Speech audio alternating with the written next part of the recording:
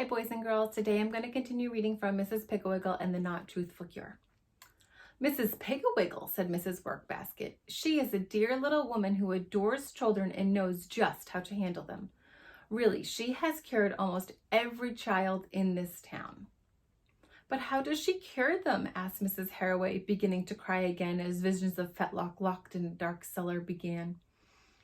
Oh, she has many ways, said Mrs. Workbasket, some magic and some not. But I'll tell you this, Helen, every single child in town adores her, and she has cured most of them of their faults. Actually, the ones she has cured loves her the most of all. Well, said Mrs. Harroway, blowing her nose, I'm pretty sure that Fetlock really did tell those stories. He has a fine imagination, and he is very lonely because none of the children will play with him. Where does this Mrs. Pigglewiggle live? She used to live here in town in a funny little upside-down house, said Mrs. Workbasket, but last winter she bought a small farm just at the outskirts of town in Little Spring Valley. She has a nice white farmhouse, a large red barn with a big hayloft, a cow and a calf and a horse, some pigs, chickens, turkeys, geese, sheep, a cat, and a dog. I believe she even has a parrot and a hive of bees. Since she moved to the farm, she usually invites the children to come out and stay with her until they are cured. She says this is a big relief to the parents, fun for the children, and makes life very interesting for her animals who are always anxious to help her with her work. Are you sure it would be safe for Fetlock? Asked Mrs. Harroway anxiously. He is so delicate and high-strung. Actually, Fetlock would be much safer at Mrs. Pigglewigle's farm than he would be here in the city, Mrs. Workbasket said. And he might gain a little weight. He looks awful puny for his age. It's his tremendous brain, said his mother. His brain is so huge it takes up all the nourishment from his little body. Be that as it may, said Mrs. Workbasket dryly, I think a stay with Mrs. Pigglewiggle would be the best thing in the world for him. I think she could even cope with his tremendous brain. Why don't you call her right now? Here is her telephone number. And so Friday afternoon, just as Mrs. Pigglewiggle was taking a pan of blackberry tarts out of the oven, a large green car turned into her farm. Oh, how nice, she said to Lightfoot, her cat. Fetlock Harroway will be here for supper. From all of the stories she had heard about Fetlock, Mrs. Pigglewiggle was rather expected to see a great big red-faced swaggering bully come bursting out of the car. Instead, Mr. Harroway, with a great deal of difficulty and accompanied by piercing shrieks and angerish howls, pulled out from the back of the car a skinny, pale little boy wearing big glasses. As he lifted him out, the little boy's macaroni legs and arms flailed in the air wildly, and in one last convulsive effort, he grabbed the door handle and he hung on, shrieking, Kill me! Shoot me! Cut my veins! But don't leave me here, Daddy! Gathering the arms and legs into a bunch like flowers, Mr. Harroway detached Fetlock's fingers from the door handle, carried him over, and dumped him in the grass by Mrs. Pigglewigle's back porch. Then, turning to Mrs. Pigglewiggle, who had come out on the porch to watch the proceedings, he said, The boy doesn't seem to be too enthusiastic about staying. Do you think that I'd better bring him back home?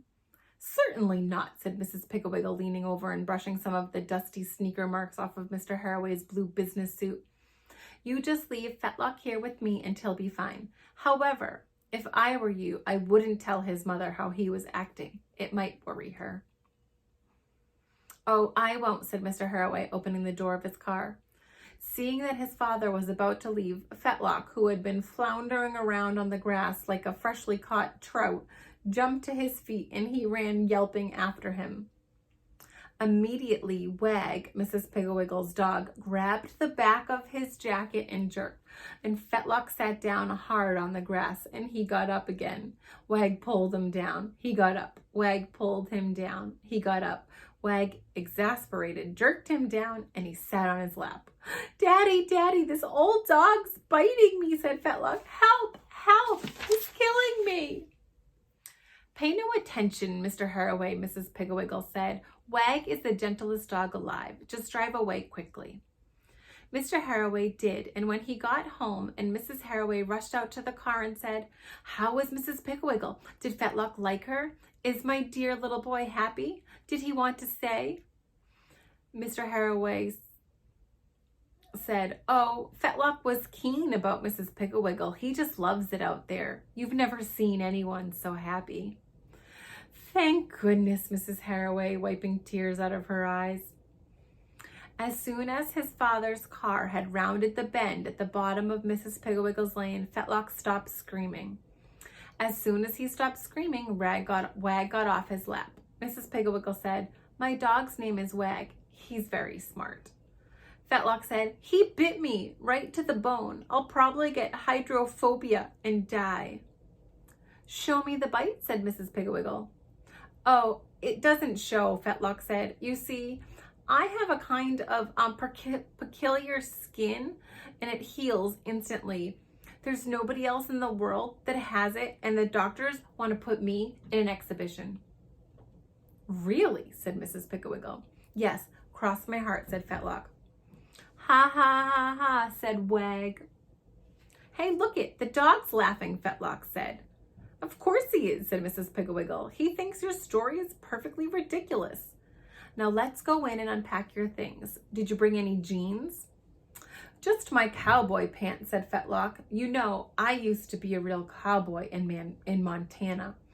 I used to rope steers and ride in the roundups and everything. I'll wear those pants." "That's a good idea," said Mrs. Pigglewiggle. "Wear your cowboy pants and then you can ride Trotsky out and round up Artibus." "Who's Trotsky?" said Fetlock. "My horse," said Mrs. Pigglewiggle. "He's pretty slow, but perhaps a regular cowboy like you can make him gallop and buck." "Oh, I can't ride," said Fetlock. "But I thought you said we're a cowboy," said Mrs. Pigglewiggle. I am," said Fetlock, "but I hurt my back bulldogging a steer, and so I can't ride anymore." "Well, that's too bad," said Mrs. Pigglewiggle. "Trotsky will be very disappointed.